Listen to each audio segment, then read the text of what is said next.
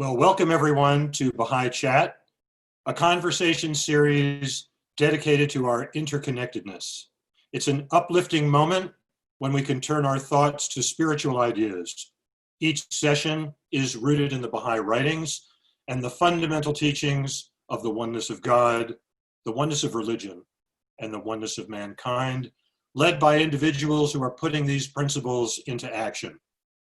With recent harrowing events in the United States, Baha'i Chat is focusing our current programming on issues of racial justice and amplifying voices of people of color. We're live streaming today's conversation on Facebook. You can find the link for that live stream in the chat box at the bottom of your Zoom view. And you can share right now by clicking on that link, which will take you to our Facebook page where you can simply select share. Baha'is believe that we are living in the great day of God, foretold by each of God's previous messengers who've established the major world religions. All of these divine educators are connected. Their messages are progressive, always leading mankind forward to new levels of unity. Each has been the bearer of a preordained message, essential for the times. God's latest manifestation and founder of the Baha'i Faith is Baha'u'llah. That's an Arabic title meaning the glory of God. Baha'u'llah appeared in Iran in the middle of the 19th century, bringing an unprecedented volume of teachings with the overarching essential mission of the unification of the entire human race, a reality promised in the scriptures associated with each of God's former messengers. The needs of mankind have evolved through the ages, and this is the reason that God has revealed his teachings progressively, every 500 to 1,000 years, through a succession of divine messengers. Each has upheld the essential spiritual laws which are eternal, but they have also updated and abrogated social laws that were meant for the times of a former revelation. Referring to the progressive nature of revelation, Baha'u'llah writes this: "The all-knowing physician hath his finger on the pulse of mankind. The remedy the world needeth in its present-day afflictions can never be the same as that which a subsequent age may require. Be anxiously concerned with the needs of the age ye live in, and center your deliberations on its exigencies and requirements." One of the unique features of the Baha'i revelation was the establishment by Baha'u'llah of a covenant that for the first time in religious history clearly identified the succession of authority subsequent to his passing. In this manner, Baha'u'llah has protected his faith from schism and division and ensures its fundamental unity for the duration of his revelation, which is to last for at least 1,000 years. Following some 70 years of leadership in the hands of Baha'u'llah's eldest son, center of his covenant, Abdul-Baha, and great-grandson and guardian of the Baha'i Faith, Shoghi Effendi, respectively, and once the faith had spread throughout the world, a democratically elected body called for expressly in Baha'u'llah's writings, consisting of 9 individuals, elected every 5 years by the Baha'is of the world, was established. The first election of the Universal House of Justice was held in 1963. That institution will, for the duration of the Baha'i cycle, guide the growing body of the Baha'is of the world. Loving dedication to the Universal House of Justice, situated on the slope of Mount Carmel in Israel, as prophesied by the Israelite prophets some 3,000 years ago, will, according to Baha'u'llah's own writings, continue to ensure the essential unity of the entire Baha'i world, an unprecedented accomplishment in human history. Today, we're going to be speaking about the urgent need to eradicate racism and to move toward a society rooted in justice for all citizens in the United States. Our distinguished panel will be exploring the most recent message from the Universal House of Justice, the latest in a series of admonitions to the American Baha'i community, stretching back to that institution's earliest days, as they've enunciated upon themes of unity and the abolition of all forms of prejudice that have populated the writings of the Baha'i Faith for a century and a half. Before turning this over to our panel, let me just conclude by saying that The letter that is today's topic for study is addressed to the Baha'is of the United States. It is being studied in great depth in groups in hundreds of Baha'i communities throughout the country. And we realize, as the letter clearly states, that just as our fellow countrymen, we too are steeped in a centuries-old culture of white supremacy and systemic racism. We as Baha'is are not immune from this pernicious disease. We're not preaching to our peers, but humbly inviting you to join us as we walk this long and thorny path toward racial justice together. At the conclusion of this hour, we'll have a 5-minute intermission so that those who would like to ask questions can engage. The Q&A will follow that intermission. If you need to go, no worries. Please feel free to write your questions in the Q&A box at any time throughout the panel discussion. And now, it's my pleasure to turn this over to one of our program's curators, Dr. Layli Maparyan. Layli is the Catherine Stone Kaufman 67 Executive Director of the Wellesley Center for Women and Professor and Chair of Africana Studies at Wellesley College. Layli, welcome to the chat, and please introduce your co-curator and guest panelists. Thanks, David. It's great to be back. Last month, we launched the Baha'i Chat Racial Justice series with a discussion of a message from the National Spiritual Assembly of the Baha'is of the United States to the people of the United States. And that letter came not just to the Baha'is, but to everybody. For those who are with us today, just learning about the Baha'i Faith, the National Spiritual Assembly, or NSA for short, is also a 9-member elected governing body of the US Baha'i community. In their letter, which came out on Juneteenth, the NSA asserted that the pursuit of racial justice requires, quote, a reordering of our society more profound than anything we have yet achieved, unquote, and noted that it, quote, requires the participation of Americans of every race and background, unquote. Notable was the NSA's assertion that the pursuit of racial justice requires, quote, honest and truthful discourse about current conditions and their causes, unquote, particularly, quote, the deeply entrenched notions of anti-Blackness that pervade our society, unquote. In the end, we were encouraged to look towards the untapped resources for advancing racial justice that can be found in religion as a reservoir of, quote, insight concerning human purpose and action, unquote, because, quote, all faith communities recognize that we are essentially spiritual beings, unquote. Inherent in our spirituality is nobility and oneness, two of the true antidotes to racism. In July, as you mentioned, David, the Universal House of Justice addressed a letter directly to the Baha'is of the United States to continue the conversation about racial justice, and in particular how and with what kind of spirit we can participate in the global movement for racial justice that's emerging all around us now. It's to that letter that we're turning today's discussion, and in the spirit of a humble posture of learning, we invite all of you to think and learn along with us.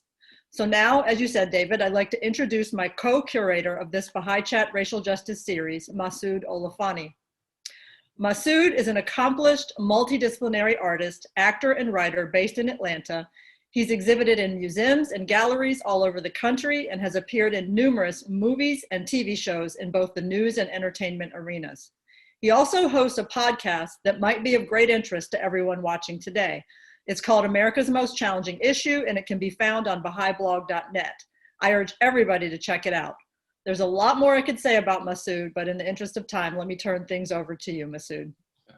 Thank you, Layli. It's so good to see you again and to be able to open this space and to share this space with you and with our extraordinary guests that we have joining us today. So I'm so excited to be engaging with you again around this most challenging of issues and vital of issues that America is facing. I'm going to begin by introducing our distinguished panelists who will be joining us today. And then we will do a reading through the July 22nd letter from the Universal House of Justice, as you so beautifully introduced. And then after that, we will have some discussion about the letter. So I'm going to go ahead and get started with that. I would like to begin by first introducing Dr. Sahar Sattarzadeh. She is a daughter of former refugee settlers of the Azeri and mixed Iranian-Persian descent. She is an assistant professor of education studies at DePaul University in Indiana. and she has also served as a research associate at the Chair for Critical Studies in Higher Education and Transformation at Nelson Mandela University on the traditional lands of the Gokobi, San, and later Anahosa in Port Elizabeth, South Africa. Hope I didn't butcher that too much, but welcome, Sahar. Good to see you. Thanks for having me here. Oh, You it's were close. wonderful to have It you. was good. Thank you. We're gonna work that out later. I need some tutoring later on. Okay. Our next guest is brother Dennis Davis, who's an amazing guy. He has been facilitating diversity workshops since 1987. He truly believes in the oneness of mankind. Dennis believes the unconscious, exclusive behavior hurts everyone, and that it's not just the occasional riot or hate crime that impacts us the most. He believes that it is the daily dose of tension, suspicion, and distrust that eats away at human potential. He also believes that frank and honest consultation among diverse groups of Americans will set such a powerful example that it will encourage peace and cooperation around the world. Welcome, Dennis Davis. Good to see you, brother. Thanks for having me. So as I stated before, we're gonna just dive right in. You guys feeling all right? Y'all ready to go? To the Baha'is of the United States, dear Baha'i friends, a moment of historic portent has arrived for your nation as the conscience of its citizenry has stirred, creating possibilities for marked social change. It holds significance not only for the destiny of America anticipated in the sacred writings, but also for the mission entrusted to your community by the hand of Abdu'l-Baha, who cherished you dearly and called you to a path of sacrifice and high endeavor. We are pleased to see that, led by your national and local spiritual assemblies, you are seizing opportunities, whether those thrust upon you by current circumstances or those derived from your systematic labors in the wider society, to play your part, however humble, in the effort to remedy the ills of your nation. We ardently pray that the American people will grasp the possibilities of this moment to create a consequential reform of the social order that will free it from the pernicious effects of racial prejudice and will hasten the attainment of a just, diverse, and united society that can increasingly manifest the oneness of the human family. Sadly, however, your nation's history reveals that any significant progress towards racial equality has invariably been met by countervailing processes, overt or covert, that served to undermine the advances achieved and to reconstitute the forces of oppression by other means.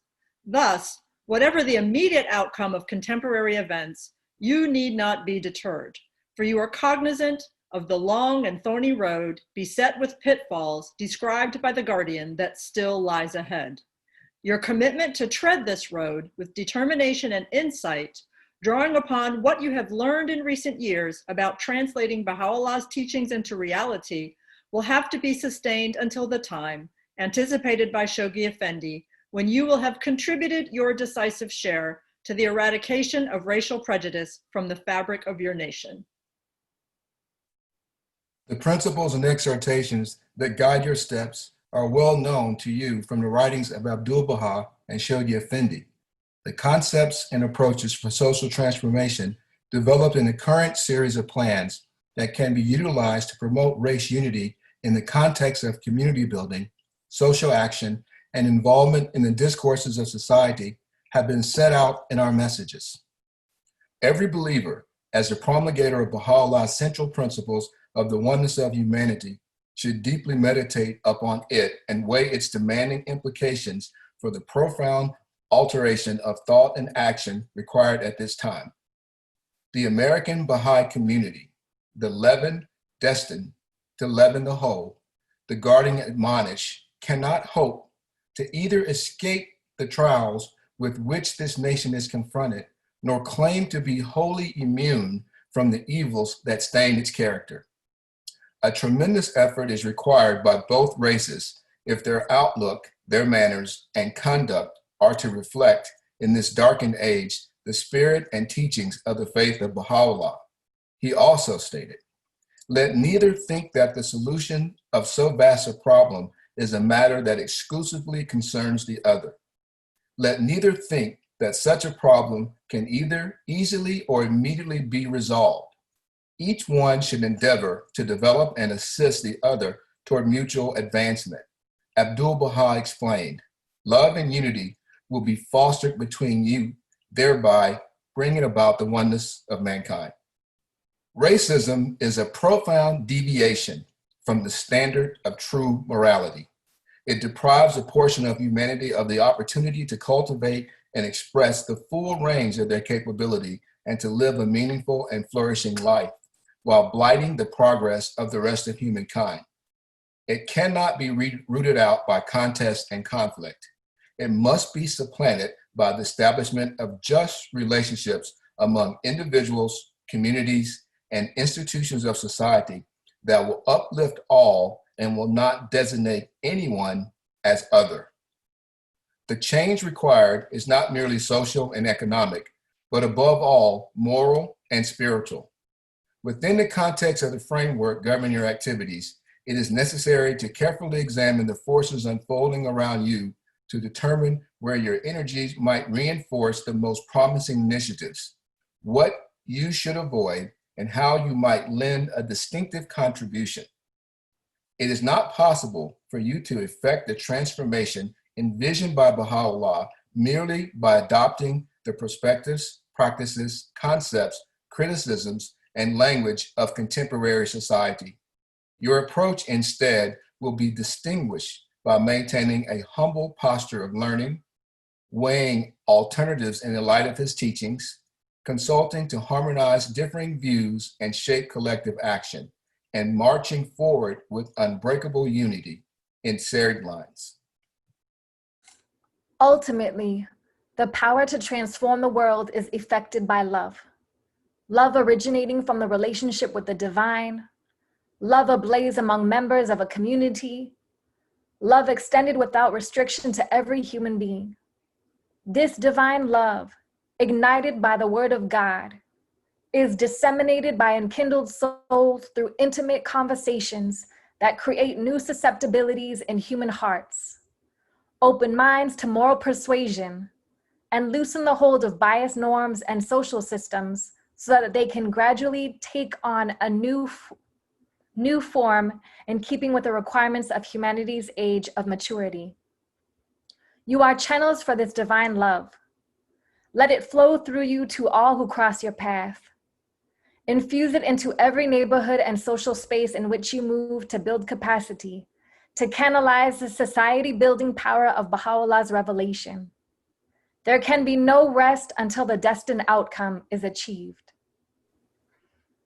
Ahead of you lie times of trial and promise, of hardship and progress, of anguish and joy.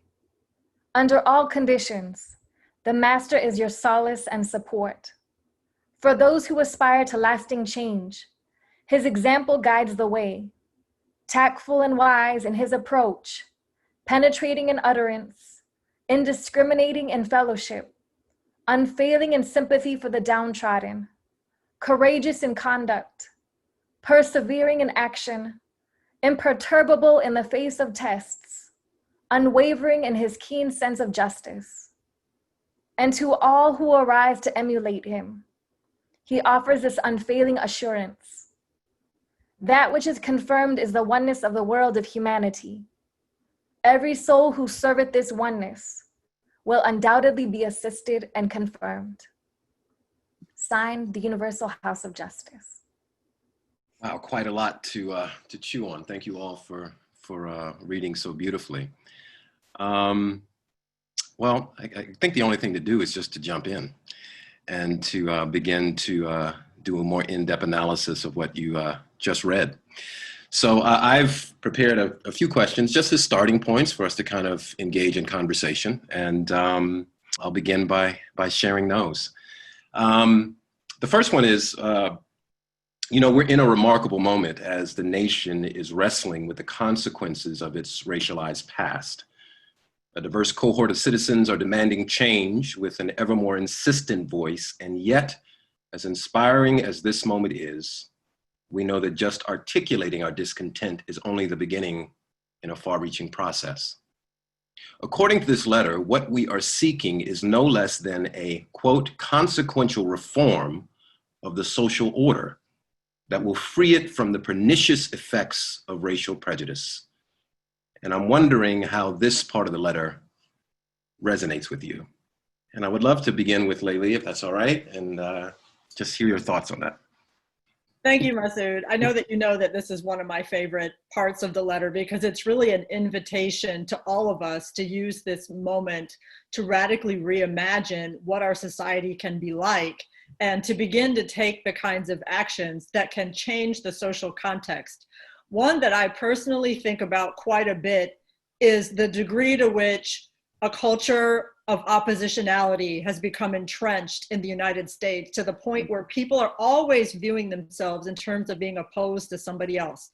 And to some extent, those oppositions are racial. They also are sometimes related to political party. They're sometimes related to social class or education or geography. You know, people are finding all kinds of ways. So this is a moment to reimagine how we might reverse that and begin to institute a process in our culture that's based on fundamental kinship of all of us. One that is based on inviting one another to connect, to collaborate, to come together, to recognize what we have in common, and to put that at the center of our relationships, political, economic, educational, cultural, and so on. And so to me, one of the most profound transformations of our culture that we could make right now is simply to figure out how to rout out this culture of oppositionality that only seems to be getting worse and more painful with every passing day, and to substitute it with something that's based on kinship, community, unity, and love. Beautiful. Sahar, you have any thoughts on that? It's interesting because, even though this letter is written to the American Baha'is, the quote that is cited is talking about all American people. Yep. And so this idea of, like Layli is talking about, there's so much contention in terms of the discourse of racial injustice and anti-Blackness happening right now, and even anti-Indigenousness, right? And to think about this idea of how American people will come up with a consequential reform, it means this idea of having a unified vision. We don't have to have the same one, but to have a unified approach in how we address this, I think is going to be a great challenge that we can achieve, right? We're told we can achieve it, but in terms of when, that's a whole nother factor. But how, I think we have the guidance in this letter as we move forward to discuss that in terms of what are different steps in terms of how we can move forward. Thank you. Dennis, any thoughts that you're having about this particular section of the letter? You're on mute, brother. Thank you. I was listening. I just kind of got caught up in listening to Layli and Sahar. Yeah. It really is about a shift, right? How do we make that shift? And how do we shift gears from what we've done in the past, which is to have these so-called conversations, not very elevated conversations because they lack a component. And that's that spiritual component. Yeah. And think of all the programs that have been created and all the money and the resources that have been thrown at this deal, sometimes half-heartedly and sometimes with the best of intentions. And yet we find ourselves almost on a treadmill. It's the same old, and even in light of all the things that are happening, you still have people questioning, why won't certain people just behave? Why won't they just listen to what law enforcement is telling them? And we see all of this and we're still stuck because we have not made that shift to have a different conversation about this from the point of being able to recognize everyone's humanity. And if we can't recognize everyone's humanity and we can't recognize the nobility of each individual, we're going to have a hard time having honest and uplifting conversations because, quite frankly, some people aren't looking through the lens of nobility. They're looking through the lens of otherness, and they're looking through the lens of, you are different from me. You are less than me. Therefore, whatever injustices you are experiencing are justified. Yeah. So the old adage, before you can mistreat a people, you must first reclassify them. And we really done a number with that, with this myth of race. Yeah. You know, there is no such thing as race. And all the scientists have proven this, but we're so invested in this nonsense. It's a huge social construct in our country, huge social construct, but it is a biological myth. Yeah. And if we can grasp that concept of understanding that there is only one race of humans, and it's Homo sapiens sapiens, that's all. Yeah. Then that may help us to start beginning to recognize and see each other as full human beings, and thus allow us the opportunity to recognize our nobility. Because until we do that with that spiritual base, then we're going to be on the treadmill. And Dennis, I'd like to really build on what you said, because even though we know that race is a biological fallacy, we also know that culture is real and beautiful, and that Baha'u'llah upholds cultural diversity as a beautiful gift to our within the oneness. You know, we know that unity and diversity is what it's all about. And part of what this whole anti-racist walk is about recognizing the nobility in all of the world's cultures as well as all the world's individuals, so that we also don't oppress people on a cultural basis, and so that we bring in the wisdom, the knowledge, and all the artistic beauty and everything of every culture into the world system. So part of racism is about rebalancing how cultures interact and recognizing, you know, that culture is real and important. Mm-hmm. Unity and diversity, essentially. It's interesting to me because when I think about that concept, I'm thinking about, I think it in terms of music and jazz composing, how you have that central theme, you know, Love Supreme or Miles Davis Kind of Blue. And then you have all of these musicians kind of dancing off that central theme, but they're all held together by that theme and that sense of oneness, that spiritual identity, which unites us all, which is the primary identity. And then we kind of dance off with our cultural expressions, but we're bound together by that central oneness. So really beautiful thoughts. Thank you all so much. Well, moving forward, one of the things that I love about this letter is how clearly it describes the impact of racism on the individual and society as a whole. It rejects fragmentation for an integrated view of society where the health and well-being of the individual is tied to the health and well-being of the community. And I was wondering if you all had any thoughts on this. And I first wanted to talk about this definition of how the letter defines racism, because it gives a clear definition of what it is. And it says racism is a profound deviation from the standard of true morality, right? It deprives a portion of humanity of the opportunity to cultivate and express the full range of their capability and to live a meaningful and flourishing life while blighting the progress of the rest of humankind. So the letter, for me, it resonates for me because it's really defining this intrinsic relationship between the individual and the community, right? And I'm really interested because I think as we're engaging in these meaningful conversations, we're hopefully entering these spaces with transparency and a deep sense of honesty, right? And I'm interested in hearing from you your experiences with racism. And, you know, of course, this could be a long drawn out response. So please try to confine it as much as you can. I'm wondering when your experience, your interactions, when you were engaged in a situation that for you is clearly a racist situation, whether that was in your past or recent, where that lands in your body.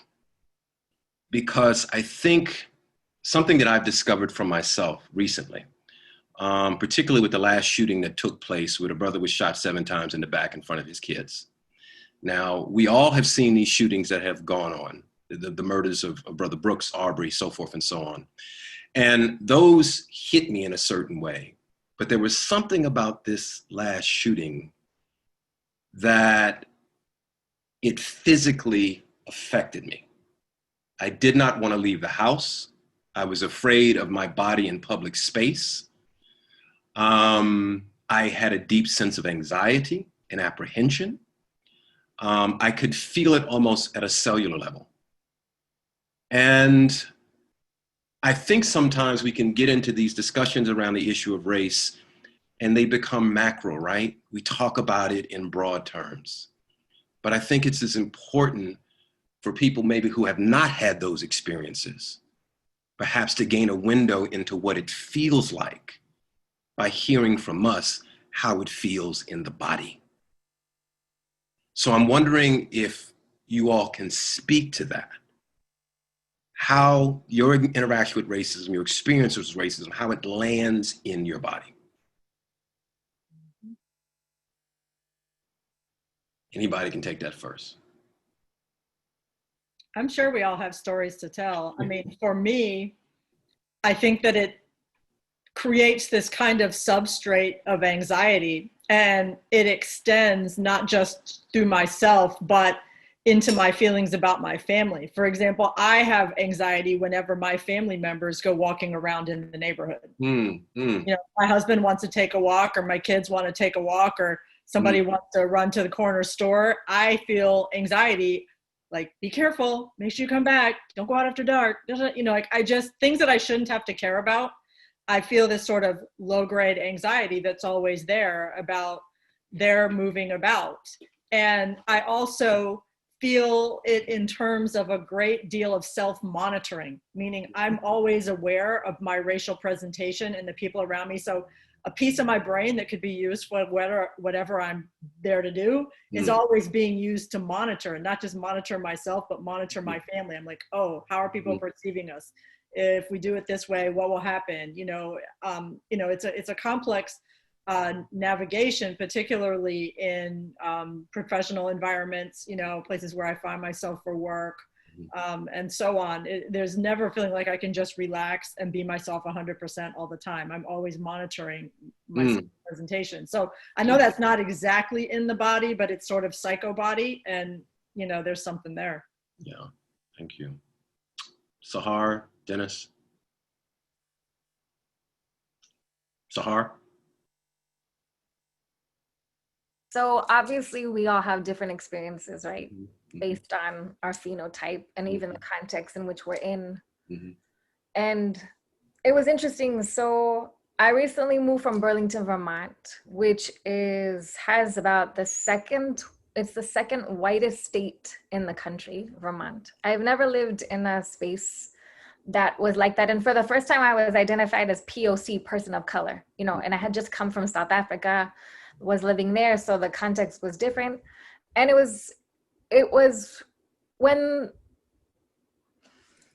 it reminds me of what Layli is saying with regards to feeling it through other bodies, and this idea of even what Dennis introduced of the connection of the soul and the nobility of people. So at the time I was engaged to a Black man who is now my husband, but George Floyd had just been killed. And my mom called and she's choked up. And I said, Mom, what's wrong? And my grandfather, his health was very precarious. He was actually about to transition. And so I thought it was my grandfather. And I said, Mom, what's wrong? And she said, that poor man, George Floyd, why did they do that? And she just bawled. And uncontrollably, I had never experienced my mom feeling like that. And so her emotions kind of triggered me. I had already been dealing with it. And the thing is, whenever my husband drives out anywhere, because of experience he's already had, but even because of what media has amplified in terms of what happens to Black bodies, I was even hypersensitized. Like, it was even more. And it's interesting when you ask where in the body is it felt. I'm sure it's different for everyone. I mean, there's aspects of the mind and the heart, but I think there's also this spiritual element that is felt in the body that you can't pinpoint exactly where it is, that touches on, you know, that paragraph where you shared this quote, the opening quote, about the fact that racism is also about this idea of lacking this true morality, right? And the fact that there's spiritual, moral elements of it. And how is that felt in the body, right? Yeah, I think I still unfortunately have it in my body. Of course, like I said, in a different way, because I live it through my husband and what he experiences, but also because of how I perceive other people in terms of still striving to understand the fact that I see these people as noble people I do not know, and how that still affects me in ways I cannot even explain. So I think your question in some degrees is difficult to answer in a more physical, material, literal sense. Still, still processing it. Thank you. Thank you for that. Dennis? Well, you said you were going to throw us for a loop. Yeah. Thank you. Yeah. It was interesting, the wide range of emotions that I felt when I first watched the George Floyd murder. Yeah. It was a painful reminder. Yeah. A painful reminder of where we are in this country and the reality of what we're dealing with. And for me, it was doubly infuriating because my first job out of college was law enforcement. And we have arrested all kinds of people without using lethal force, deadly force. Most of the times when we get called, it's not because people are being compliant, right? It's because people are not being compliant, or they're doing something that they should not be doing. So to roll up on a scene and to think somebody's just going to be just, nice and polite, that's not reality. But if you are trained properly, you know how to de-escalate. And you only use that force which is necessary to control the situation. And so it becomes doubly infuriating to me. I don't care what George Floyd was doing. Let's say he did pass a phony $20 bill. Okay. He didn't deserve that. And at the point where he was in handcuffs, that was it. It was over. It should have been over.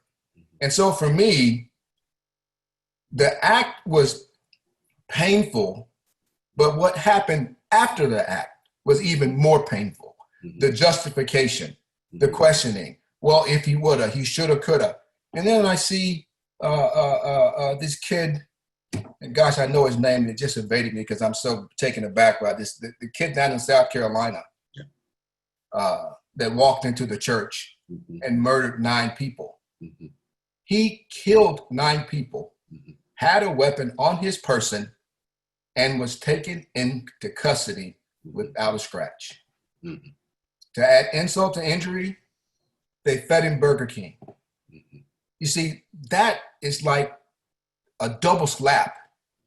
When people are questioning, well, what did he do? He didn't comply. If he would just stop resisting.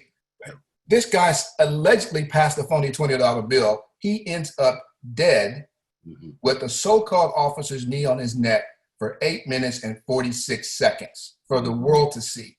And people are still questioning, what is the problem? Why are you upset? Right?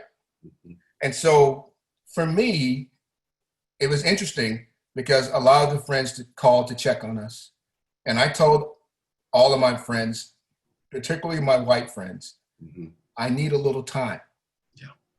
I just need a little time because I felt it in my heart, in my gut. I mean, it was almost paralyzing for me, right? And so some of them couldn't understand that, why I needed time. And I said, I just need time to just get myself together and really think about this and ground myself, because I don't really need to talk to anybody right now because it's not going to be a healthy conversation because I'm so upset about this. It impacted my wife so deeply. She watched it, and dear Katrina, she's a OBGYN and a urogynecologist. She's double boarded, and she had a hard time going to work, practicing her medicine, right? Because it impacted her just that much. And then to go back into these spaces, and then, let's just face it, the higher you move up, the more wider the spaces are going to be, right? And, I'm going to say me, not we. I am fully aware that I am being watched and observed and critiqued and marginalized. And, I'm fully aware that in these spaces that's happening. And over time, you just get used to it. Yeah. You just get used to it because it is what it is. Then you need to come home and you need to have your other groups and other things where you can exhale. Yeah. And you can be yourself. Yeah. But I think it is I was explaining this and I was finally able to, when I finally talked to someone, they asked me, and I said, being a conscious Black man in this country is being in a constant state of uneasiness. Constant state of uneasiness, how I walk, how I talk, where I go, because of how I'm perceived. It is exhausting. But then it becomes super painful when we see this incident and people want to act as if there's justification for these murders and they're still happening, even though they know the world is watching. So it's. Yeah. I thank you all. I mean, I think, this is, we see the visible toll of racial trauma on the community, right? We see people getting murdered, in front of us via, electronic devices, so forth and so on. But what we're also not aware of quite oftentimes, or what we dismiss too often, is the psychic, spiritual toll that these incidents take on the community as a whole.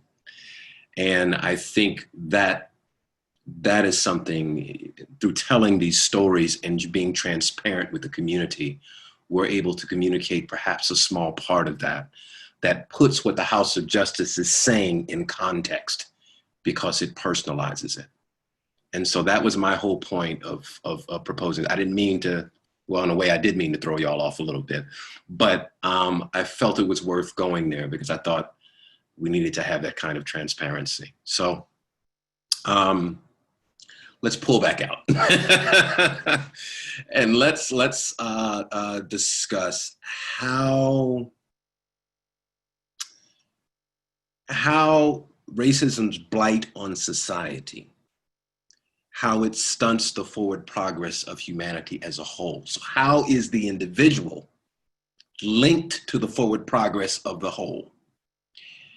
And how, if we are engaged, you can't separate the well-being of the individual from the well-being of the whole. So we are all interconnected, and I'm interested in that last quotation that we looked at is related to this question, that relationship between the individual to society, how you all process that in terms of the importance of the eradication of racism from our society, how it's linked to that. So anyone? Sahar, why don't you start off? Why don't you go first? So regarding this concept of the individual and the collective, one of my favorite analogies that are in the Baha'i writings is this analogy of the human body and how we are all members of one human body, and how if you feel pain or even pleasure in one part of the body, it's connected to, or joy, it's connected to other parts of the body. And I think it's really problematic. We live in a very individualistic society that thinks the self. And I think this context of COVID-19 is an excellent example in how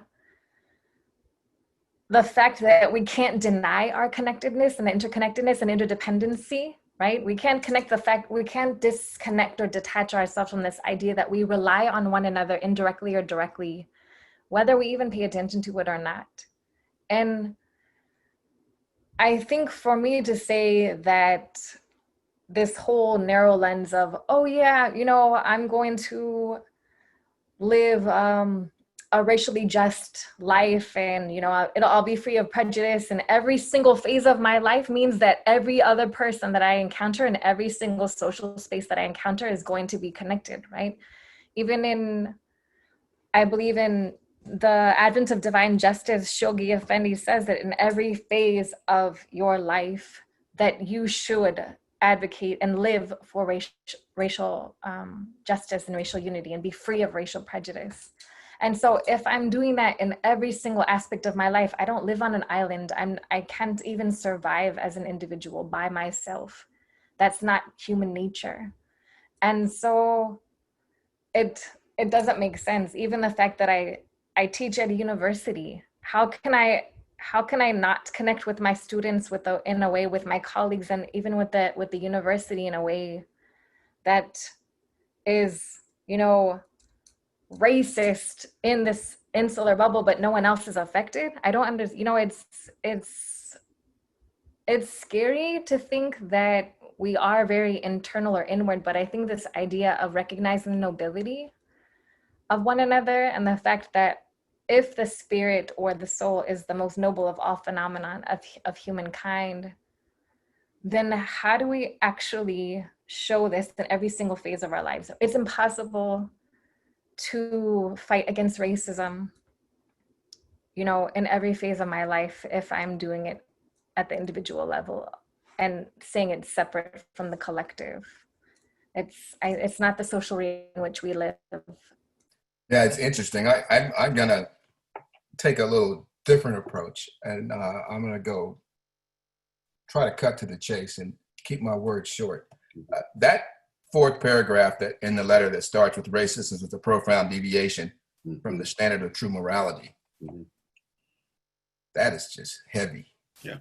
It's really heavy how the Universal House of Justice was so clear about the nature of this disease. And they also mentioned it in 1985 when they said racism, one of the most baneful and persistent evils, is a major barrier to peace. So now we're talking about peace, right? And it says its practice perpetuates too outrageous a violation on the dignity of human beings to be countenanced under any pretext. Then they go on to say that racism retards the unfoldment of the boundless potentialities of its victims. It corrupts its perpetrators and blights human progress. It's a lose-lose-lose situation for all parties involved. Even though people think that they may be taking advantage of other people with this so-called racial system that we have here, it corrupts the perpetrators. So no matter how you look at it, how you dice it up and how you slice it up, it's no good for anybody. And the sooner we recognize that, the sooner we're going to be able to progress, and we got to move. Because I simply believe, and this I always have believed, in order to hold somebody back, you got to get down there with them to hold them back, right? So you're also holding yourself back, right? So it's really counterproductive to impede other people's progress, and it blights human progress. So think about the people who, not just the ones who have been murdered, but the ones who have been marginalized because they looked a certain way and were told they weren't smart, they weren't intelligent. We don't know what their potential could have been. We don't know what they would have done, what contributions they could have made. And so you have this whole thing of internalized oppression where people are hating themselves because the system has told us to do so. And so they're not living up to their full potential. And we don't know what contributions they might have made. It is really, and the way the Universal House of Justice defines it, it's really clear, it's really stark, and it's really radical, because I don't know any other institution that's speaking to this in this manner. Yeah, thank you. Thank you both so much. We are getting close to the end of this part of the session, and we still have 2 questions. I think we're going to be able to get through one more. Layli, do you have something that's burning on your heart to share in this segment, or can we jump to the next question? Jump ahead, because I'm sure I can circle back. Okay. Oftentimes we rely on the standards of society in our attempts to rid ourselves of the challenges that confront us. Now, much of the present discourse on race is based on models of conflict and contention that often result in a number of competing approaches that jockey for attention. Now, this letter counsels us on the ineffectiveness of, quote, merely adopting the perspectives, practices, concepts, criticisms, and language of contemporary society as a means of effecting lasting change. Now, according to your understanding of the Baha'i approach, how do the teachings of Baha'u'llah chart a new and revolutionary course in our collective journey towards the eradication of racism? Layli, would you like to start with that? Sure. I think that something very challenging yet significant is being asked of us. And that is that even in the face of racism and its virulence, and even in the face of having to protect ourselves and our families from violence and harm, we also have to find it within ourselves and help others find it within themselves to continue to see all human beings as part of humanity, part of a unified human family.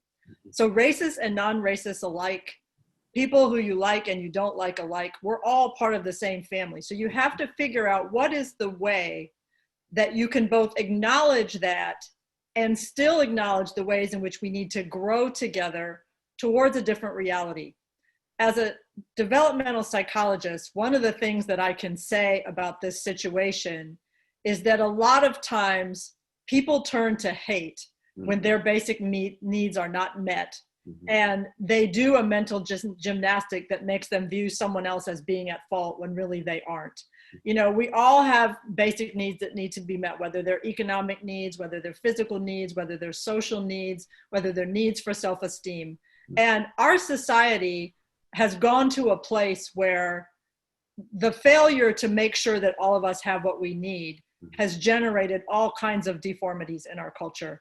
And I view a lot of the hate that we see around us as a function of the fact that our society isn't meeting anybody's basic needs, and the extent to which we follow the example of Abdul Baha, which was to love and serve everyone and to find our strength from the divine and from this vision of humanity in which we are all interconnected, and to every day wake up anew and through prayer and service to find that place over and over. I believe that that's at least part of what's being called for. Thank you. Thank you. Sahar, any thoughts? Going to this idea of racism, and we don't really link it to morality. We don't link it oftentimes to this idea of spiritual deprivation or morality. And going to, what Dennis said, that it's not a win-win for anybody. It's a lose-lose. Everyone loses. But this idea that what we see about racism in the world, and even what the discourses often are about, even the activist spaces, are very much about the socioeconomic detriments of racism, right? We don't often talk about the moral and spiritual deprivation of it, which the oppressor and the perpetrators, it's not visible. Those are things we don't see. When we seek justice, we seek it in a material way, right? Sometimes we think that, it has to be done through legal means. I'm not saying that I'm against that. I'm just saying that we don't also look at the deeper spiritual and moral implications. So this idea of adopting a humble posture of learning, humble having this Latin root of meaning ground.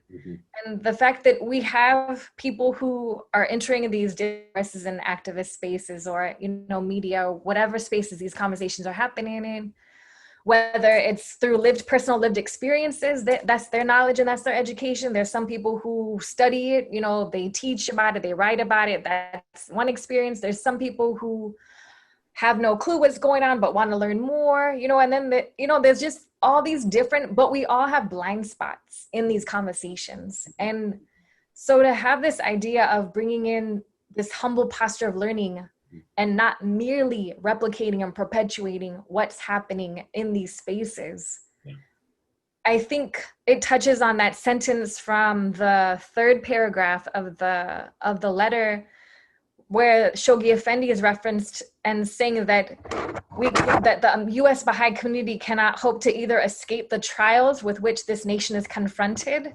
nor claim to be wholly immune from the evils that stain its characters. So we all have complicity. So how do we bring humility into that? And how I think Baha'u'llah's revelation helps us, I need to check myself, but also spiritually and morally, what does that look like? Not just in terms of, legislation or policy or, defunding police, which are very important issues, but what also spiritually and morally are we doing in terms of our actions? Thank you, Sahar. Thank you. Brother Dennis, you want to get the last word before we take a little break? Oh, my dear brother, that's some heavy lifting there. I think that, Sahar, you opened up a can when you were talking about that third paragraph, where we can't be immune. And I think part of the challenge, particularly with us within the Baha'i Faith, is an acknowledgement that we have work to do. We have work to do. I think there is an unrealistic expectation that because we are Baha'is and because we believe in the onenesses, we believe in the leaves of one tree and the drops of one ocean, that we are immune from this disease that the Universal House of Justice has reminded us that we cannot hope to either escape the trials with which this nation is confronted or claim to be wholly immune from the evils that stain its character. It doesn't mean we aren't good people. It doesn't mean we aren't good Baha'is. It means that because we are brought up in this society, we too have been infected with this disease, right? And anybody living in these United States of America that says, I don't have a quote unquote racist bone in my body, or I don't see that, you're on drugs. It's equivalent to saying, I'm going to get in the water and not get wet. It's weaved into the very fabric of our society. Yeah. And so it doesn't make us wrong or bad people. We just have to acknowledge that. And we have to do what the guidance is asking us to do. And that's that humble, part of that humble posture of learning is being honest with self. And we want to take the banner and we want to lead the charge. And we haven't humbled ourselves and treated ourselves. It's kind of like, I often use the analogy with this disease, and I'm not talking about COVID. I'm talking about this pandemic that's been going on for over 400 years, right? When you fly on a plane, the flight attendants will often tell us, we don't expect any problems, but in the event of an emergency, oxygen mask will descend from above your head. Place the oxygen mask on yourself first, then assist others. That's what we got to do. Thank you for that beautiful, beautiful analogy. Thank you, Brother Dennis. Well, we have come to the end of this portion of our time together. We are going to take a bit of a 5-minute break. And then when we come back, we're going to do a Q&A, question and answer. And we're going to pick up on a very important part of this letter that we weren't able to get to in this first segment, which is on the issue of divine love, and that being the ultimate remedy for the illness of the disease of racism. Welcome back, everybody. David, please go ahead. Just, you guys, such a powerful conversation, just a privilege to really have this group of contributors with us. You know, as you were, there's so many things going through my own mind just listening. As you were talking earlier, you spoke about the need for a shift from confrontational culture to collaborative culture. And it made me think about the effort over the last 30 years under the Universal House of Justice's guidance, where Baha'is throughout the world joining together with folks of other faiths, folks of no faith, millions of people coming together through a variety of study groups and devotionals, children's classes, youth programs, practicing clear principles of inclusion and cooperation, really striving to improve conditions in their families and communities, and using this, principle of collaboration. The effects have been profound, and I think most interesting is how these potent processes have been so potent regardless of geography or language, any other factor. And what we wanted to do is just invite folks, if you aren't in connection already with a Baha'i, we offer a program called Baha'i Guide. It's a one-on-one opportunity to connect virtually, maybe ask some questions, be guided to some material that will speak to your particular interests, and perhaps introduce you to these activities that are going on in your community, in all communities right now. So please, if you're interested in that, just send an email to info@baha'i.chat. and simply write Baha'i Guide in the subject line. That's all you need to do. Well, I'll turn it back over to you, Masud, and the group. It's just such a great honor, really, to have you guys with us. Thank you, David. It's really a wonderful conversation that we have begun, and we're going to continue with a little Q&A. Incidentally, the first question that we've got in the queue is about love. And so I wanted to kind of preference our engagement with that question around just defining this idea of divine love. And this was the last question that we didn't get to in the previous conversation, but it says, finally, I would like to ask you about the transformative power of love as described in the second to the last paragraph of the letter. How does the reality of divine love contrast with the way we understand love in a material sense? And how does the former activate the energy required to do this challenging work? And I think at this point, we can all just kind of, if you are so inclined, just go ahead and share. Anybody, please. Love is really a power. It's a form of energy. It's a force. And I think that Baha'u'llah really understands that it is a tool that we can use to remake the world. I think that the Universal House of Justice is trying to frame this understanding about love by noting its divine nature, by connecting it to the invisible world, to the realm of the divine, the source of all that is, and reminding us to connect with that. Love is not merely an emotion. It's not just romance. Love is something much deeper that brings us alive and makes our existence occur at a completely different level. And we're being asked to put that into the service of justice, put that into the service of remaking the world. So that's my initial reaction to this section of the letter. Dennis, Sahar? Either one? So, this is really the crux of the matter, right? This whole concept of love. And I think it may first require us to reassess our understanding of the word love. What does that mean? And not just our understanding, but what are its applications as we do this community building and as we interact with fellow humans? How does that come into play in our interactions with each other, right? And I think because really it is the basis of everything. Because if you don't have that love, which comes through close connectivity, close relationship, then you don't have a reason to want to do the work to be in that relationship, right? So it's too hard. I don't want to do it. What do I gain from it? What's in it for me? Why do I have to? Anything worth having, we know is worth working for, right? And so when you have that love, and when you have that this spiritual love that the Universal House of Justice describes, this intimate conversations, and it talks about the divine love, right? It's a different paradigm. It's a total different way of seeing things. It's kind of like when I do workshops with teachers, and I think teachers are so powerful. I tell them that the love for your students is what's important, because the students really don't care what you know until they know that you care, Wow. right? And so once those students know that their teacher cares, they will do the work over and over and at a high level because there's a connection. They know the teacher loves them.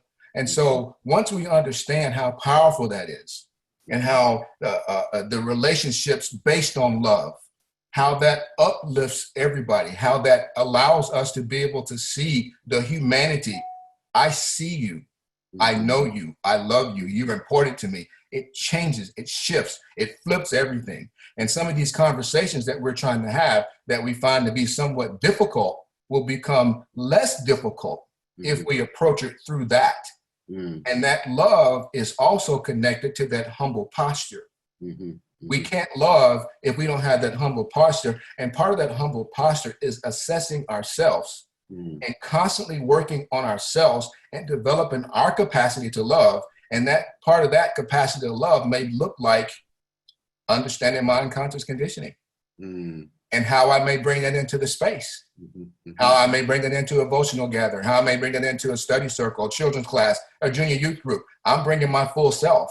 And if I am not aware of my unconscious conditioning, I'm going to bring that into the space. And so part of that love is recognizing that and working on that and being humble enough to pause and slow down and see how can I be aware of what I'm putting out, what I'm giving out, because I love my folks so much that I don't want to wound and hurt anybody.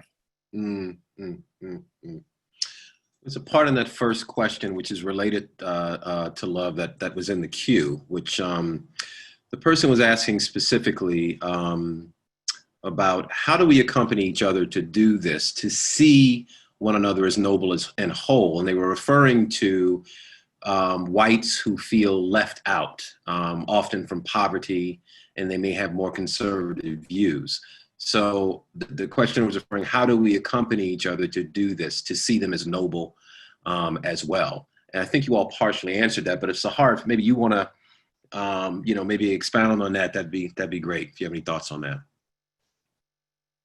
Sorry, can you clarify the question? Sure. The question is specifically referring to a group of people amongst our population, poor whites, who have felt left out of opportunity and who have made, and Layli kind of referred to this in the first half of our discussion, where she talked about, racism sometimes is born out of this, deprivation, a sense of deprivation and lack of resources.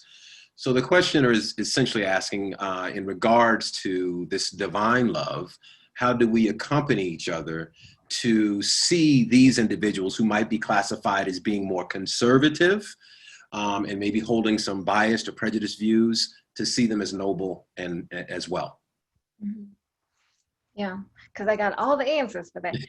So, not even.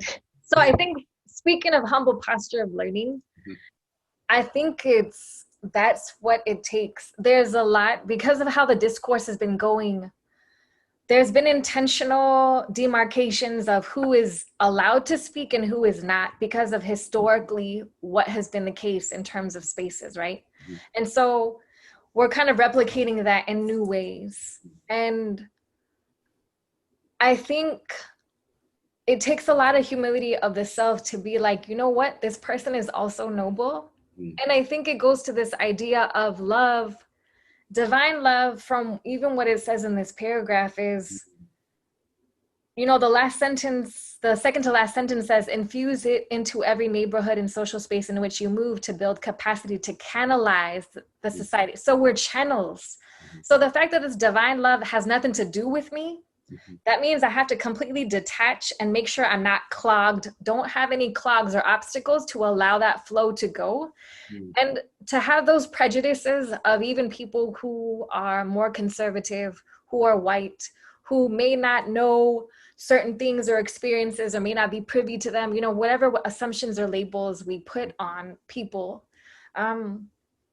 I think it's a reminder that the divine love has nothing to do with us. We're just the channels, basically. Like, I can't control what it looks like, but I can use it, its potency and its power, its spiritual power, to be able to have conversations with people. But I don't think it can go alone without, I don't think it can be, manifested without a humble posture of learning. I don't think this divine love is possible without it. And I think that's why it's interesting, the transition from having this humble posture of learning to this idea of divine love. Yeah. It reminds me of, Dennis, you were talking about students, and I always say, how can I tell my students I love them without scaring them? But I think it's, I need to show them that I love them, and I need to find ways to show them, and it'll be different depending on which student I'm talking to or connecting with. And I think the humble posture of learning, of checking ourselves, like Dennis was saying earlier, looking in the mirror and saying that just because someone is a poor white who might statistically have a more conservative view that I don't agree with, does that mean that we shouldn't have a conversation? That we shouldn't act, that doesn't take that work. It's going to be hard, difficult, ugly work we don't want to do, but we have to.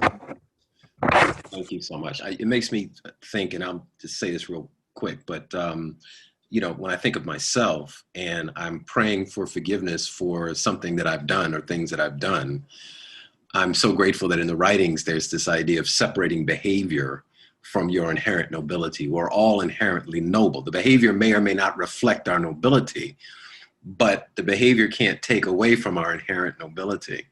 And I remember I was doing an artist residency in Texas, and I wrote this article about an experience there. There's a racialized experience, and then I started getting some hate mail. And I remember one guy really went after me and said, "Don't you ever come back to this town. You'll be sorry if you do." And I just kept referring to him as brother. And he said, "I'm not your brother." I said, "Yes, you are. You don't know it, but you are."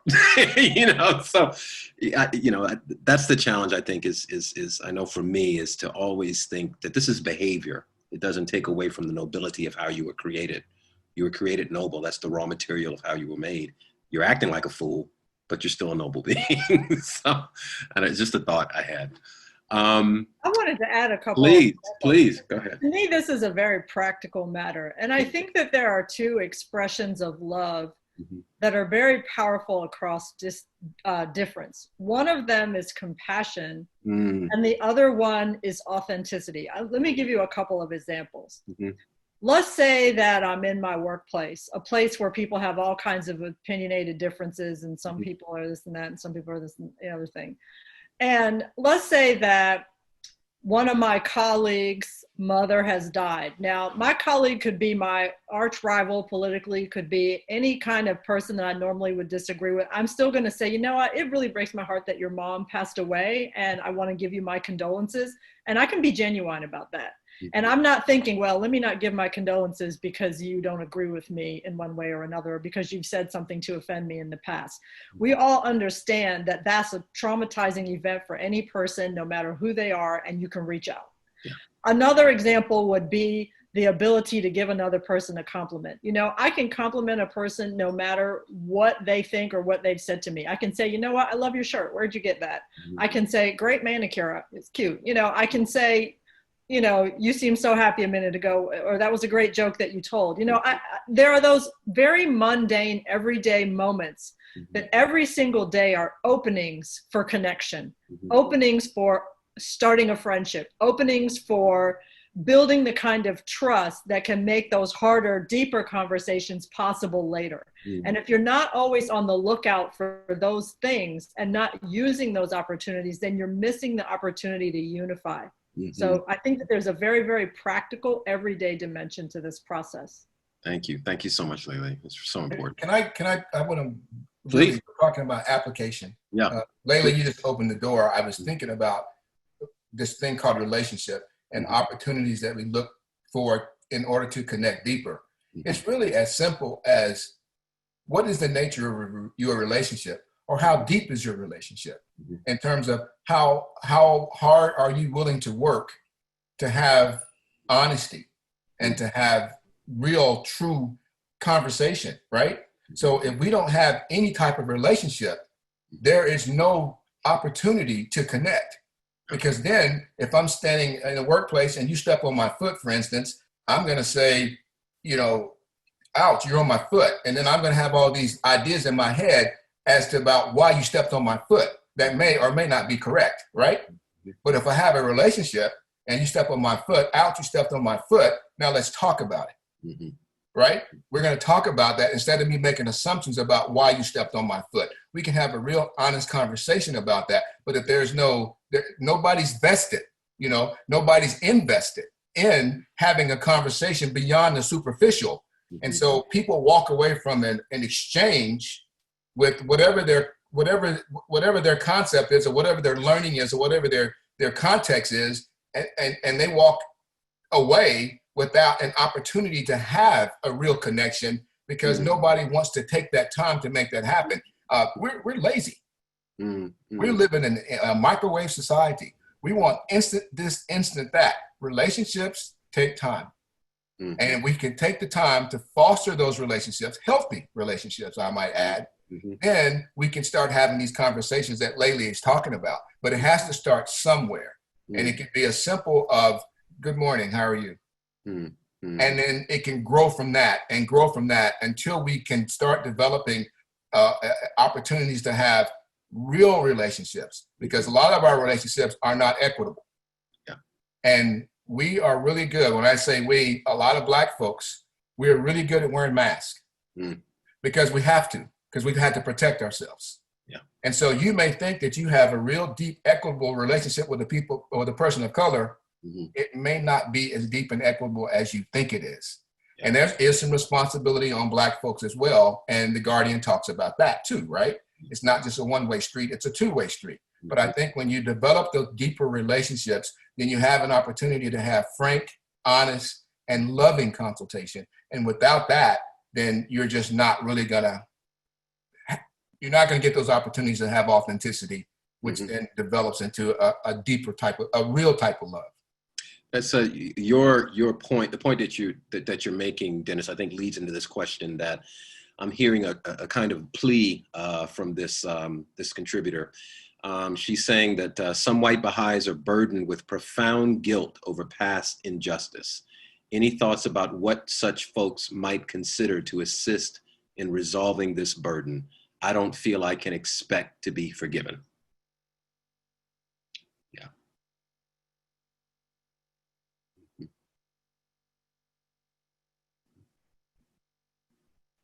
And it might be worth mentioning that the guidance that you're talking about, Dennis, from I think it was you, yeah, from the Guardian about what whites and Blacks need to do in this process.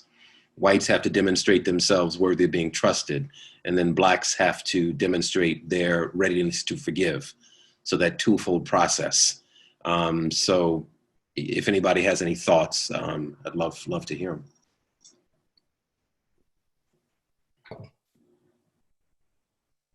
Layli? Dennis, you are on mute. Go ahead. He's passing the mic. Okay, well, so I'm always coming at it from the perspective of a psychologist, but one in which I'm always thinking about the social context. You know, guilt is one of those emotions that if we keep it alive for long periods of time, it becomes entrenched physically in our nervous system. But our nervous system, we know, is a malleable organ. And what the instrument that we have to rewrite our nervous system is our own mind and our own thoughts. So you have to change the thoughts that you have. You have to have a way to talk back to yourself that feels guilty. And you have to come up with new evidence about what's going on. The other thing is in the realm of action. If you are taking actions that you know actively subvert the things that cause that guilt, and you are being restorative in society, then you know that you have positive evidence to overwrite the past story of guilt. And so we do have responsibility not to carry our guilt around. You know, we have sort of guilt Olympics at times. We don't want people to be part of that. What we want people to do is say, okay, past injustices occurred. Either I was part of that or my ancestors were part of that. But my goal now is to make sure that those things are not active and present in society. And let me analyze what my personal power is to do something about that. Let me not imagine that I can save the whole world, but let me figure out the 5 things that I can do and do those 5 things. And if you do that, you will find that people appreciate you and that your own mind changes. Thank you. Thank you, Layli. I also think that part of it, and I'm going to use myself as an example, is an acknowledgement of past hurt or past pain or your privilege. I am fully aware of my male privilege. And I know I don't have to experience and go through things that my sisters have to go through. I don't think about when I'm traveling, I don't think about where I park. I don't think about where my hotel room is. I don't think about any of those things. But my dear sisters have to think about that every day, right? And I found when I talk to my sisters in that way, it opens up a portal, right? So I think if we don't confess, but we acknowledge how we have gained advantage.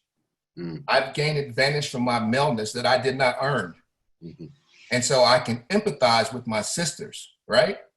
And so when we start talking about this pandemic, the old pandemic, the first knee gut response from some white folks is, I had nothing to do with that. Mm-hmm. My parents didn't, okay, stop it.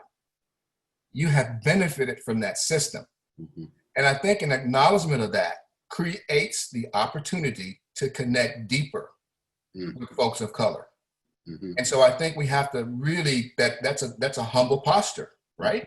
Mm-hmm. I have to have some humility so I can connect deeper with my sisters, telling them I benefit from male privilege. Mm-hmm. I didn't earn it, but I benefit from it, and it creates an opportunity. So I think there has to be that acknowledgement, and that passage from the Advent of Divine Justice is right on spot, Masud, where Shoghi Effendi talks about what white people have to do and what Black people have to do. And mind you, he does refer to Black people as Negroes, but that was the language of that time.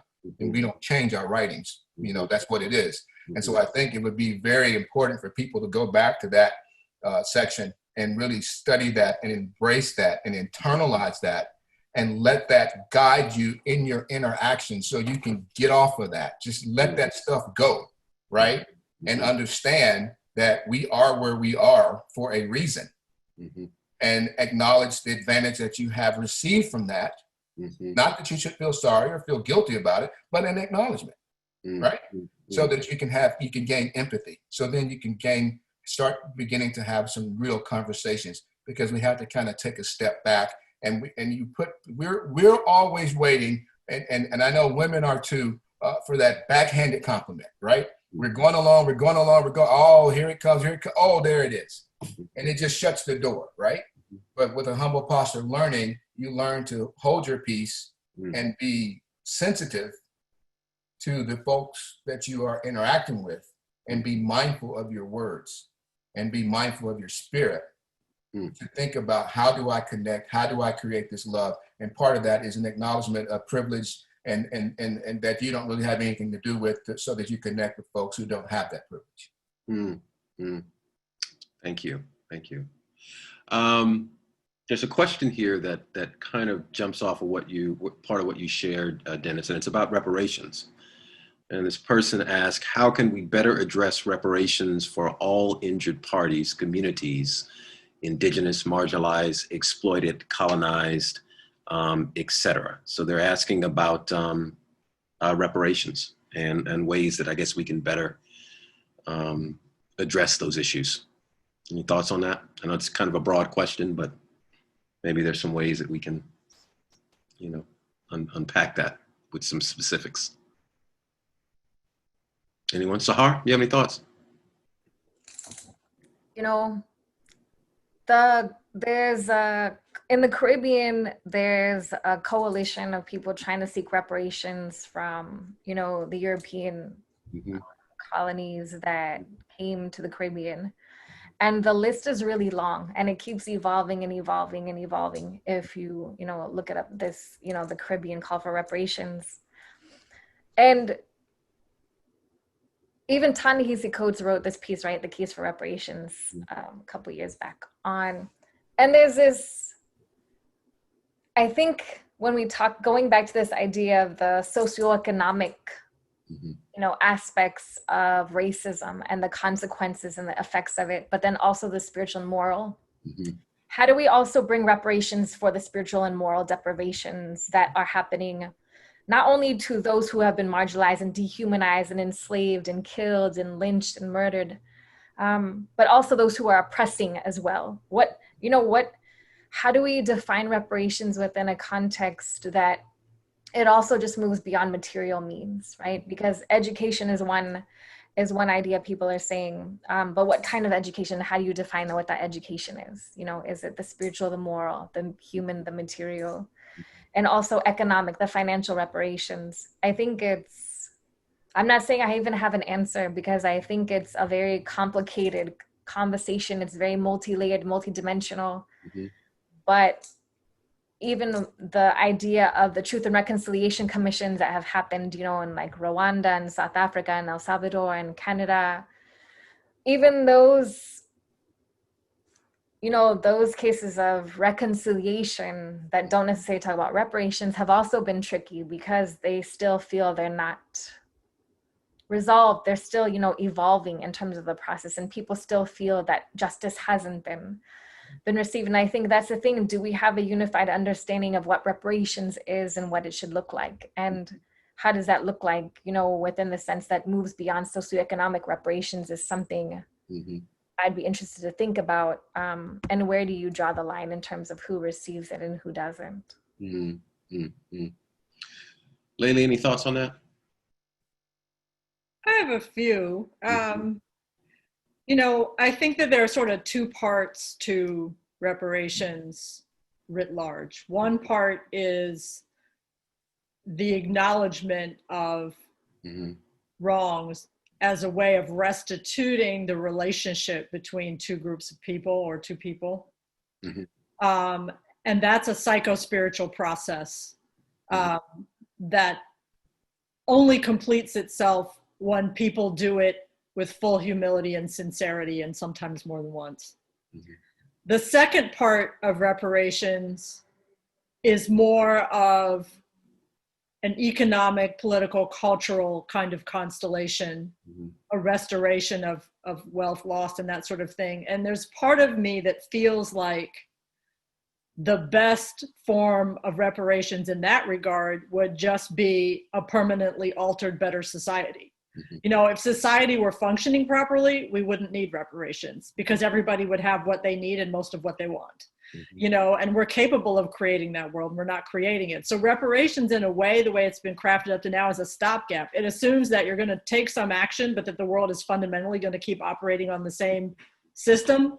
But that system is flawed, and we're going to keep reproducing this problem unless we change the system. And, obviously that's part of the reason we're even having this racial justice series, because we want to encourage people to open the floodgates of their imaginations, to think about how that society can be different and what they can do about it. And obviously we want to offer a few ideas from the Baha'i Faith about that, because some of those ideas are quite different from the main ideas circulating in the social movement sector. But ultimately making the world operate the way it's supposed to operate so that people's lives are good is what's ultimately needed. There's nothing less than that. Interesting question here. Says, I am white. I live in a predominantly white community in which a large number of the workers are persons of color. When I'm riding a bike or walking, I make a point of acknowledging these individuals by waving and saying good morning. Since the murder of George Floyd, I'll place my hand over my heart and bow my head.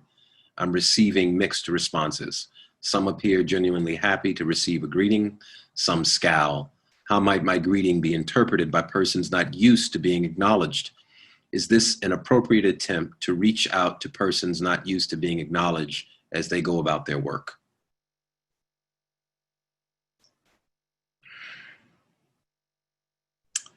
Dennis, what are you thinking, brother? It's very interesting. And it's very heavy, and it's there's no one quick fix and there's no magic pill, right? But I do believe that it takes time. Yeah. It takes time. And a lot of cultures, particularly cultures of color, people have to believe that you mean it. Yeah. Right? So lots of times, I remember a real quick story. We were at this Baha'i function and in Arkansas, where they have a large population of people from the Pacific Islands, where they did nuclear testing on their island. The name of the group evades me right now, but they came to a summer school and they walked into the room, and there were 25 or 30 of them, and they came in the room so quietly that you almost didn't know that they were there, right? And so my wife and I got up out of our seats and went to each one of them and greeted them and shook their hand and made eye contact with them and acknowledged their presence. Later that evening, we were playing games, and Marshallese, they're from the Marshall Islands. All the Marshallese kids were sitting by themselves, and all the rest of the kids were playing games. And so I asked the kids, I said, why aren't you playing with all the kids? And they said, well, they didn't want to play. I said, well, how do you know? Did you ask them? And they said, well, no, we didn't really ask them. And I said, well, go ask them to play. Mm-hmm. And so the kid went over there, asked him to play. He came back, his head was down. They said no. I said, go ask him again. Mm-hmm. He went over there, asked him again, and he came back and he said no. And he was feeling even more defeated, right? Mm-hmm. And so I went up and I said, watch this. I walk over to the kids. I say, come on, let's play soccer. They say no. I said, yes, come on, come on. And after about the 6th or 7th time, they all got up and they started playing. Mm-hmm. Mm-hmm. And so the kid was like, how did you do that? What? I said, sometimes it takes time. Mm-hmm. And they have to believe that you are genuine in your efforts. And when you are genuine in your efforts and you demonstrate that by being consistent, then things change. Sometimes we want things to change just like that. But you have to think about the experiences that some people of color have had with people who don't look like them. And to think that 1 or 2 simple gestures is going to cause them to open up their arms and then accept you, that's not reality. And you just have to be humble, and you have to be genuine, and you have to be consistent, and you have to mean it. Yeah. Things will happen. It reminds me of that quote from The Guardian from Shoghi Effendi, where he says, he talks about the slow healing wounds of people of African descent. And what you're talking about, that just showing up, being consistent, being patient, helps to heal some of those slow healing wounds.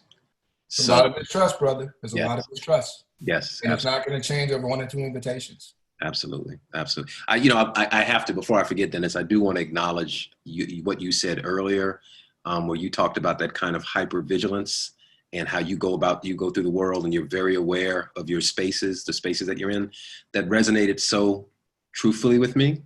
And I just want to thank you for being so transparent and sharing that, because I think a lot of times people don't realize, again, how racism operates in the subconscious. You know, how you don't even know why you're responding the way you are, but you're so on guard because of that kind of hypervigilance. So I just wanted to acknowledge that before I forget. That's why I want to say this real quick. Yeah. That's why the Black Men's Gathering experience was so transformative. Mm-hmm. Mm-hmm. There was a space where we could be and not worry about being viewed, examined, watched. That's why it was so transformative. But I and the sisters get the same thing in their spaces. Absolutely. Get the same thing. Absolutely. Thank you, brother.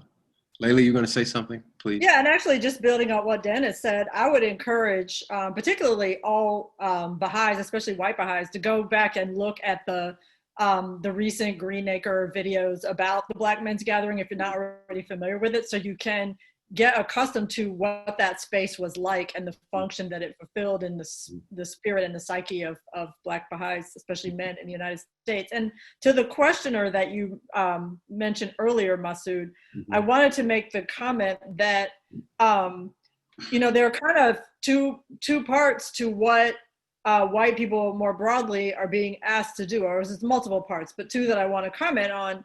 The questioner in terms of greeting Black people and expressing genuine compassion in her neighborhood where maybe previously that wasn't the communication norm. That is great in the sense that moving into emotional equality and, friendliness with Black people is part of it. But the other thing, and I always want to say this to white people, the number one thing that Black people want you to do is change other white people. And that's the one power that you have that we don't have in the same way, which is to go to your other white people and say, I have a new view. I'd like to invite you to this view with me. There are other ways to do things in this world than the way we've been doing them. And I'd like to ask you to change and let's do things differently. That's something that I think is another frontier of white anti-racist work that I like to remind people is so important to people of color, because it's a unique thing that white people can do. And it's so, so important. And essentially what you all are talking about, these 2 qualities that the House of Justice recently mentioned, right, not too long ago, these 2 qualities that are essential to doing this work, patience and perseverance, right? The patience to just continually show up and be present, and the perseverance to just stick with it even when it's difficult, to just continue and having that commitment in doing this work. So thank you both for that. It's wonderful. I think we probably have time for maybe Two more questions, and I'm sorry we won't be able to get to everybody's, but we're doing the best we can. Let me see here. Oops. Okay.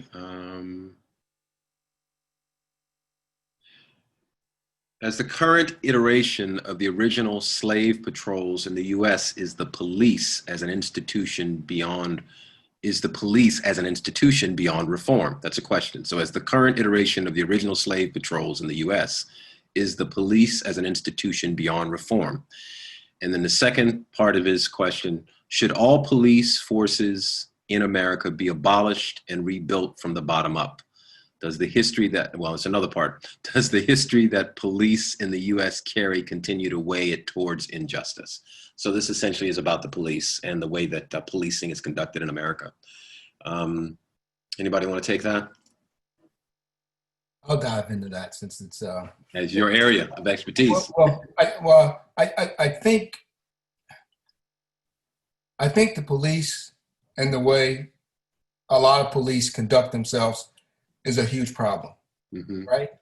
I also think that they could become a distraction because it's easy to defer to those bad folks doing bad things, right? But we have to stop and think about, where did the police come from? They came from this society. They came from right here, right? So where did they learn what they learned? They learned it in the culture of America, right? And so it's dangerous to demonize law enforcement because they are a byproduct of our society who happen to have a badge and a gun and have opportunities to inflict immediate damage upon people, right? But then when you start looking at other institutions, like teachers, I think teachers are so incredibly powerful. What damage are they inflicting upon our Black and brown people, right? They just don't have a badge and a gun, and they're not taking lives directly, right? So I think law enforcement should be held to a higher standard. I think, of course, they can be reformed. Everybody can be transformed, right? But it takes a transformative process that is steeped in spirituality, not these other factors that govern, so-called processes of change, right? Like less lawsuits and, this kind of thing, right? It has to be, it's dangerous because there isn't screening, there isn't hard screening, right? The screening should be much more rigorous. And if you have red flags in your background, you should not be allowed to be a quote unquote officer of the law.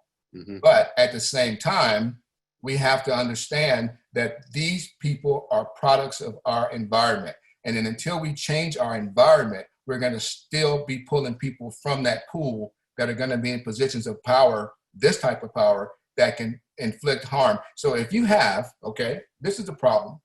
You have a lot of police officers who are unconsciously afraid of Black folks, particularly Black males, right? So any type of interaction that they have with a Black male is going to be misinterpreted as threatening. Anything they do is going to be misinterpreted as threatening because I'm looking through a different lens when I'm dealing with you. I'm already afraid of you. I already don't see you as a human. I don't see your nobility. I don't see your humanity. So anything that you do is going to be misinterpreted as a heightened threat. And so what am I going to do? Whatever I think I got to do to neutralize that threat. And so that's part of the problem, I believe, with law enforcement, is that you have people who are just, and a lot of people aren't even aware of their implicit bias, right? It's there, and we've done hundreds, dare I say, thousands of tests with police departments, and it's ferreted this out. There is bias towards particularly Black folks, particularly Black males. And so anything a Black male does, if we really stop and if we're honest with ourselves, some of us Black folks have negative images of young Black males, right? Mm-hmm. Where does that come from? Mm-hmm. So you take that, give a person who has that inherent or that unconscious conditioning in their hearts, and give them a badge and give them a gun, and then create this environment where you're telling people to kick butt and take names, right? Law and order. Who are they going to take it out on? Mm-hmm. So I don't think it's just law enforcement, it's society as a whole that has to shift. Yeah. Thank you, Dennis. I'm going to just make a quick amendment. There's a question that I noticed that I think needs to be addressed. And it says, if we are to forgive, how can there be asking for reparations? Does a person forgive another based on the oppressor's actions? I think not. It solely falls on the oppressee. Forgiving releases the person of a prison of self. So I don't know if anyone has any thoughts on that. Layli, do you have any thoughts?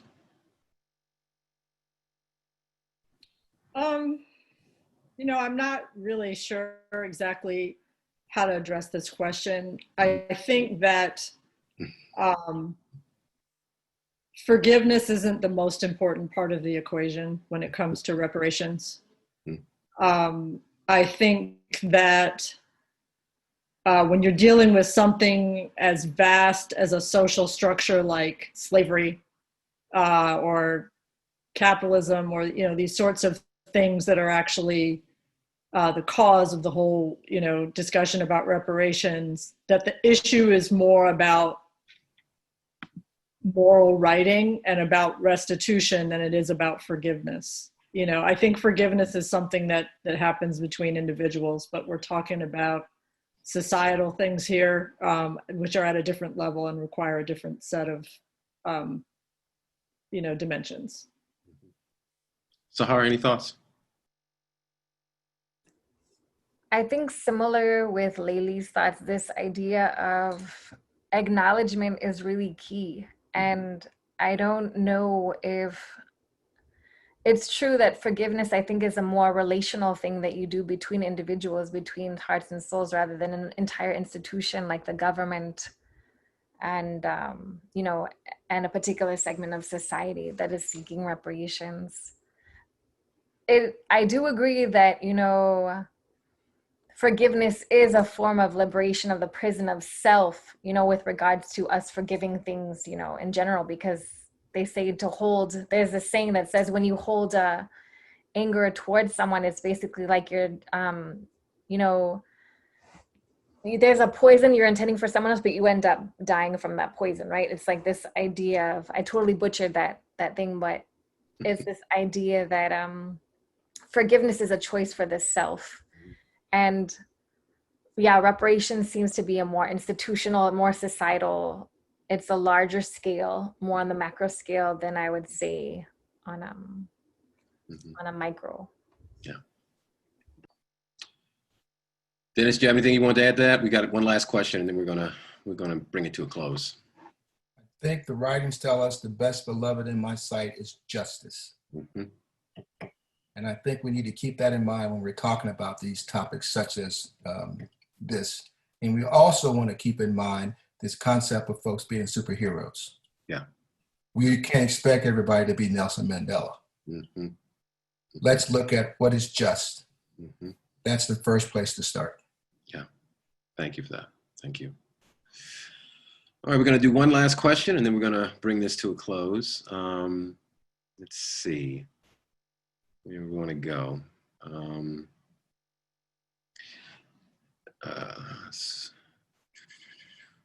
Okay.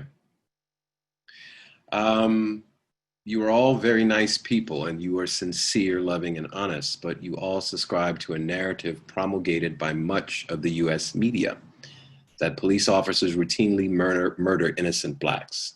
Some honest and principled Black people propose a different narrative, that crime is rampant in the American Black community and tolerated by a don't snitch mentality among Blacks and by white liberals' guilt-ridden excuses. Some of these commentators, such and such and such, they list a few names. The result is unlivable Black ghettos, fear of Blacks by whites and by police officers, and a race grievance industry that exploits both Blacks and whites. Have you any comments about this? Sorry to end it on such a hopeful note, but there we go. Anybody have any thoughts?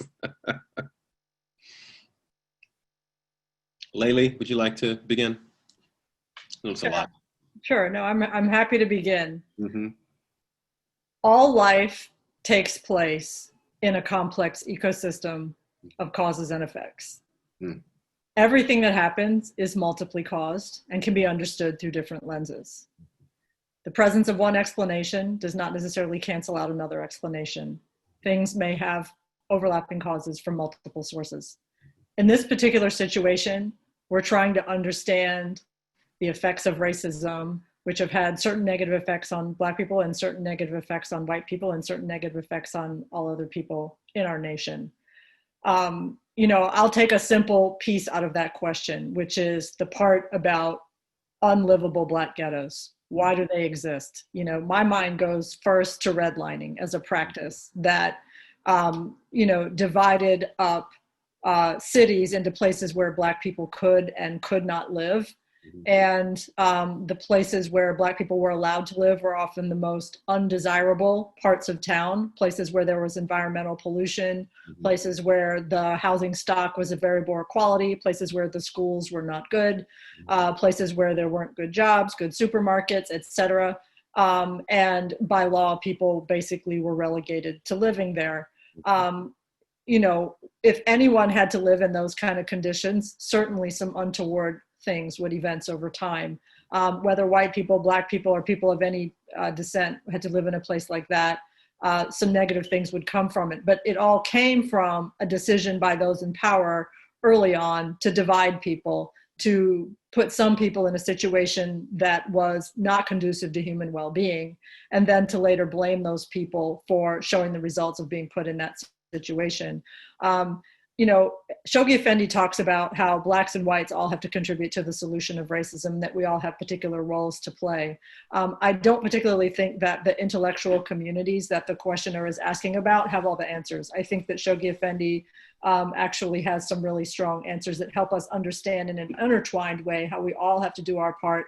And what Baha'u'llah gives us is the ability to have a generosity of spirit towards each other, where we're not just going at each other's throats about who's right and who's wrong, but rather we're saying, you're my brother, you're my sister, you're my sibling. How can we live together? How can we put this behind us? And how can we make a world in which everybody's needs are met, in which everybody's spiritual nobility is recognized, and which we come together to form a new, ever-advancing form of human civilization? So that's my response. Thank you, Layli. Sahar, any thoughts? There is a lot of scholarship out there that actually challenges this counter narrative of Black on Black crime used as a deflection from, the heightened police brutality that's happening against Black and brown bodies. Mm-hmm. And the only reason that people are making, more people are getting upset, because all of a sudden, as even the first sentence of the letter from the Universal House of Justice says, it's, historic portent, all of a sudden is this conscious awakening of US society. There's a hyper-mediatization, and there's also an administration that, has triggered a lot of this hyper-mediatization as well.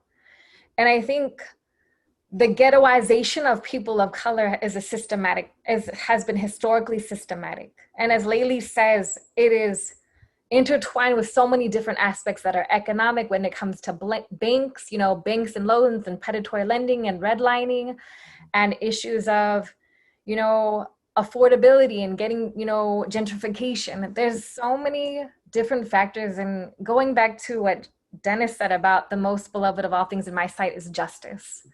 There are unjust and inequitable conditions that a majority of the smallest percentage of the United States is experiencing, historically. And so this idea of the don't snitch mentality and those kind of things that happen, I think the reason why there's an amplification of certain things is because the injustice of it affects all of us. And so to kind of narrow in on just this specific aspect of stereotype and ghettoization, I think is dangerous because it perpetuates a justification or a kind of blinding and veiling from the injustices that have been happening historically on the backs and bodies of people since this nation was established in 1492. So I just think it's, yeah. I want to piggyback right off Sahar. Go ahead. Because there were several facets to that question and several parts of that question. It was loaded, and I don't think it was so much a question as it was a statement. Yeah. Of very challenging statement, right? Mm-hmm. So I'm only going to narrow in on one part of that question, which is whoever posed the question, you simply need to learn your history because you don't understand. And if you don't understand history, you won't understand how we got to be where we are today. And Sahar talked about on the backs of Black and brown people. I'm going to read this real quick passage from The People's History of the United States, Howard Zinn. And this is Columbus, Christopher Columbus, which we have a holiday for Christopher Columbus. We have cities named after Columbus, and he has been falsely put into a position of a great explorer when we know who he really was, those of us who know history. So this is Columbus and human progress. Arawak men and women. These are the people that he quote unquote discovered that had villages and cities and governments. Arawak men and women, naked, tawny, and full of wonder, emerged from their villages onto the island's beaches and swam out to get a closer look at the strange big boat. When Columbus and his sailors came ashore carrying swords, speaking oddly, the Arawaks ran to greet them, bought them food, water, gifts. Columbus later wrote this in his log. This is from Columbus's log. Columbus, they bought us parrots and balls of cotton and spears and many other things, which they exchanged for the glass beads and hawk's bells. They willingly traded everything they owned. They were well built with good bodies and handsome features. They do not bear arms and do not know them. For I showed them a sword. They took it by the edge and cut themselves out of ignorance. They have no iron. Their spears are made of cane. They would make fine servants. With 50 men, we could subject them all and make them do whatever we want. Whoever posed the question, study your history. And then you'll understand why we are where we are and how through Baha'u'llah's revelation and the oneness of humanity, we can clean up a lot of this mess that has been created. Yeah. Thank you so much for that, Dennis. It reminds me of the foundational principle of the Baha'i Faith. Truthfulness is the foundation of all human virtues. So having a clear understanding of what reality is based on God's revelation is the best way for us to chart a successful path forward. I just want to thank you guys as we're drawing to a close for this incredible discussion. Sahar, thank you for your insight and your wisdom and correcting me on my pronunciation. I really appreciate that. That was my favorite part of the dialogue, actually. Dennis, brother, thank you for your passion, man, and your commitment and just your clarity. Really, really appreciate you, brother. Thank you so much.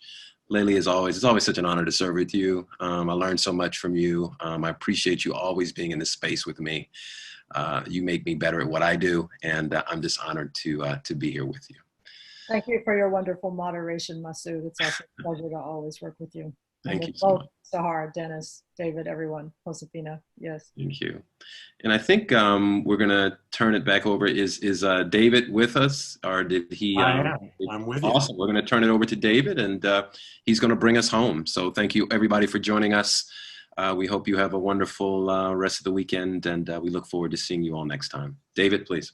Thank you, Masud. What an amazing conversation, really. And let me just start by thanking our curators, Masud and Layli, for really what was certainly one of the richest conversations that we've had. We'll be very happy to have you back next month. We've got a pretty exciting program planned. We'll keep that close to the vest here for the moment. But also thank you to Sahar and Dennis for joining us. What a rich contribution both of you have made. We'd like to thank as well Josefina Hernandez, our amazing technical director. We couldn't do any of this. We would all be all thumbs if it wasn't for Josefina. So thank you so much. And thank you to everyone for joining us. Most folks have stayed with us for the entire 2 hours. Next program, 2 weeks hence, we'll have Masud Olufani back with us. If you haven't had an opportunity to see him in a dramatic performance, you don't want to miss this. He will be joined by Derek Smith, who is the author of Robert Hayden in Verse, New Histories of African American Poetry and the Black Arts Era. And in fact, the conversation will be about this extraordinary individual, Robert Hayden, poet laureate, the first African American poet laureate of this country. He was in that position from 1976 through 1978. And we'll have both some background on history and some readings of some of his most important poetry. So again, thanks to everyone for joining us, and thanks to this amazing group for this contribution.